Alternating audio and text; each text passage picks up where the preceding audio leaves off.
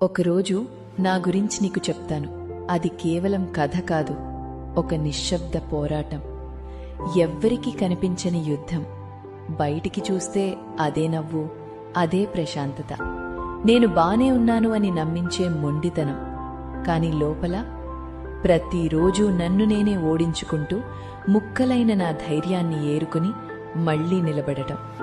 ఇన్నేళ్లుగా ఇన్ని గాయాల మధ్య కూడా ఆ నవ్వుని ఎలా మోసుకున్నావు అని నువ్వు అడగకముందే నీ కళ్లల్లో నీళ్లు తిరుగుతాయి.